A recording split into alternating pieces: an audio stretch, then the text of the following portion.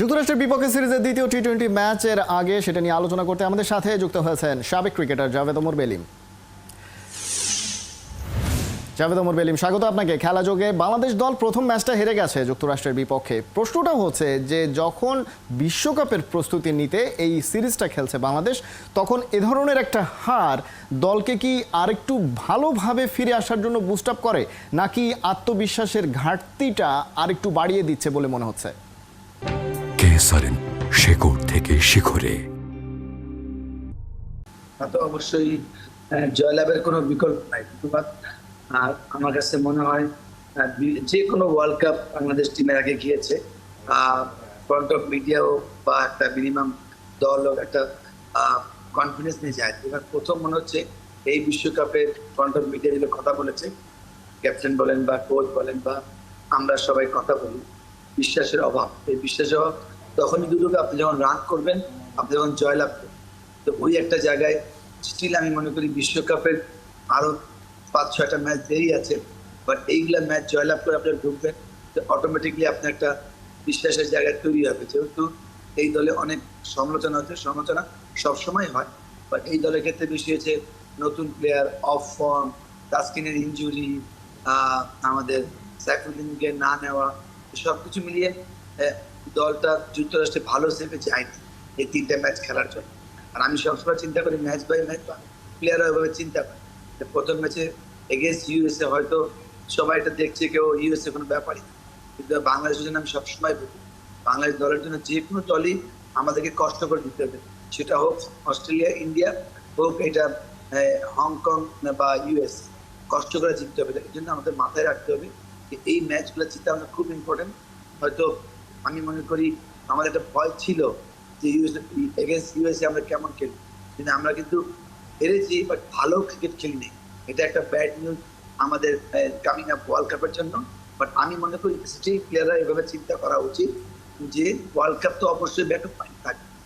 আজকের ম্যাচটা নিয়ে ফোকাস থাকবো। আজকের ম্যাচটা যেটা মিনিমাম প্ল্যান, টি-20তে বেশি প্ল্যান করা যায় না, ওই প্ল্যান নিয়ে মাঠে নামুন।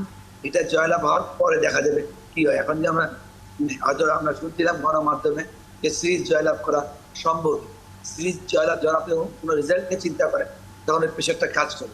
আমার মানে আজকের খেলাটা নিয়ে আমাকে মানে আজকে বাংলাদেশ টিমকে ফোকাস থাকা উচিত।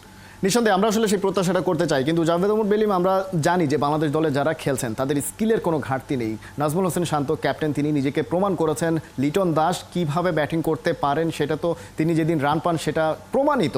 কিন্তু রিসেন্টলি বাংলাদেশ দলে যারা ব্যাট করছেন স্পেশালি, তাদেরকে মনে হচ্ছে যে মোরালি অনেক বেশি ডাউন। এই ডাউন হওয়ার পেছনের কারণটা কি মনে হচ্ছে, বা সেখান থেকে কামব্যাক করার ক্ষেত্রে একটা জয়ই শেষ পর্যন্ত বাংলাদেশকে অনেক বেশি এগিয়ে দিতে পারে কিনা? যত বড় দলই হোক, আপনি যখন জয়লাভ না করে আপনি কাছে গিয়ে হেরে যান, ওটা আপনি হারায়, এক রানে হারায় 100 সময়।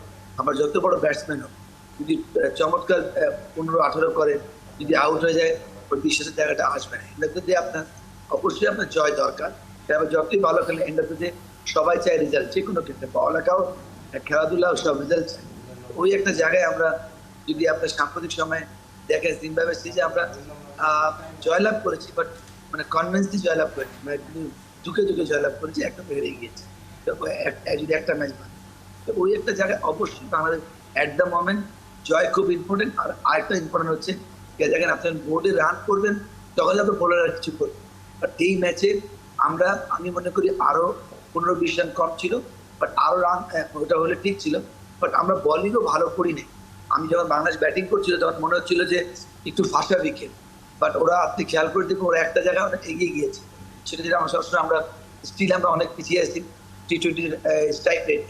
আমাদের যে কোনো টপ ব্যাটসম্যান স্ট্রাইক রেট 120 পাঁচ, ওরা 8টা 6 মেরেছে, আমরা 4টা 6। আমরা খারাপ খেলেছি, আমরা ব্যাটিং ভালো করি নাই। আমাদের লোয়ার রেটার যেমন আমাদের হৃদয় কিন্তু চমৎকার ব্যাটিং করেছে, বাট এটাও মাথায় রাখতে হবে হৃদয় যখন টপসে তখনও কিন্তু 18 বলে 20 করছে। ওই জায়গায় যদি আরো বেশি কাভার করতে 15 রান বেশি হতো, কারণ সবসময় সবাই খেলবে না। শান্ত ডট করেছে, আউট হয়ে গেছে, শেষ, ওই জন্য খেলেনি। বাট যারা খেলে স্পেশালি টি-20 ফরম্যাটে গিয়েই মারতে হয়। নতুন ব্যাটসম্যান গিয়ে মারা ইজি না, যে ব্যাটসম্যান 10-12-15 করে ফেলে ওর জন্য ইজি হয়।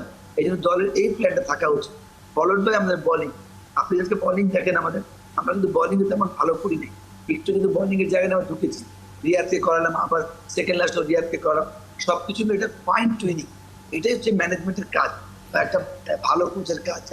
নিঃসন্দেহে জাভেদ ওমর বেলি ম্যানেজমেন্টের কাজ কি সেটা বলছিলেন আপনি, কিন্তু আমরা যেটা শুরু থেকে বলছি যে মোরালি অনেক বেশি ডাউন মনে হচ্ছে এই দলটাকে, যদিও তাদের স্কিলের কোনো সমস্যা নেই, তারা কি করতে পারেন আমরা জানি, কিন্তু এই যে মোরালি একটু উপরের দিকে তোলা, মানসিকভাবে এগিয়ে নেওয়া দলকে বুস্ট আপ করা, সেই কাজটা আসলে এই মুহূর্তে কে সবচেয়ে ভালো করতে পারেন? সেটা কি ক্যাপ্টেনকে করতে হবে, নাকি কোচ হাতুরু সিংহকে করতে হবে, নাকি একেবারে বোর্ড প্রেসিডেন্ট নাজমুল হাসান পাপন পর্যন্ত যেতে হবে দলকে মোরালি উপরের দিকে নেওয়ার জন্য?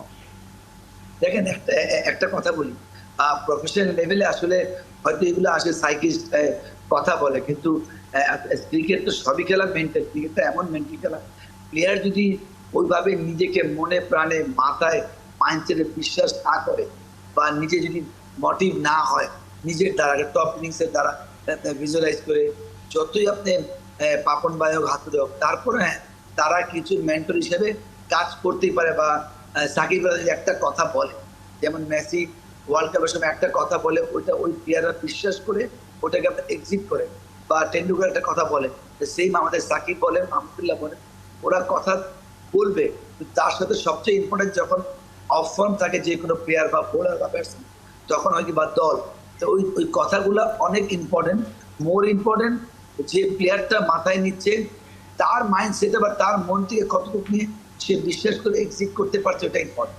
সে বিশ্বাস করে আমি পারবো, কিন্তু এক্সিট করাটা ইম্পর্টেন্ট। ওই জন্য ওই আপনি যতই বলেন, যখন টিম হারে তখন টিমকে ডাউন মনে হয়, আবার জয়লাভ করে তখন টিম ডাউন মনে হয়, তাহলে একটা জয়লাভটা খুব দরকার। অর্থাৎ জয় একটা খুবই প্রয়োজন, এবং যেটা বলছিলেন আপনি জাভেদ ওমর বেলিম, যে যদি বুস্ট আপ হতে হয় সেটা নিজেকে প্রথমে নিজে ইন্সপায়ার্ড করতে হবে, সেই কাজটা বাংলাদেশ দল কত ভালোভাবে করতে পারে টাইগাররা, সেটাই আসলে দেখার বিষয়।